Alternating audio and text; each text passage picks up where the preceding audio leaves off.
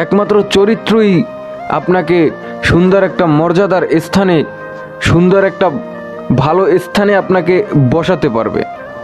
আপনার আসনকে সঠিকভাবে, আপনার এই সংসারকে, আপনার এই রাষ্ট্রকে, আপনার সমাজকে পরিচালনা করতে হলে আপনার সুন্দর চরিত্র, সঠিক চরিত্রের বিকল্প আর কিচ্ছু নাই।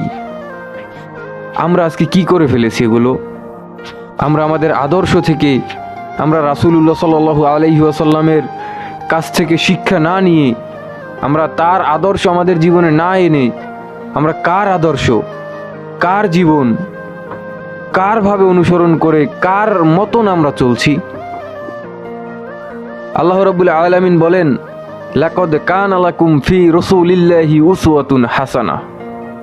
আর তোমাদের জন্য রাসূল সাল্লাল্লাহু আলাইহি ওয়াসাল্লামের জীবনের মধ্যে রয়েছে উত্তম আদর্শ। এই উত্তম আদর্শ আমাদের জীবনে বাস্তবায়ন করা আপনি কি মনে করছেন কি যে চারটেখানে বিষয় আপনি বললেন আর হয়ে গেল? না, রাসূলুল্লাহ সাল্লাল্লাহু আলাইহি ওয়াসাল্লামের তার আদর্শগুলো, তার যে জীবনের কর্মগুলো, সেগুলো বাস্তবায়ন করা খুব সহজ কিন্তু না। আমাদের দুনিয়ার মায়াকে ছেড়ে তারপরে আমাদের একটা রাসূলুল্লাহ সাল্লাল্লাহু আলাইহি ওয়াসাল্লামের আদর্শকে গ্রহণ করতে হবে।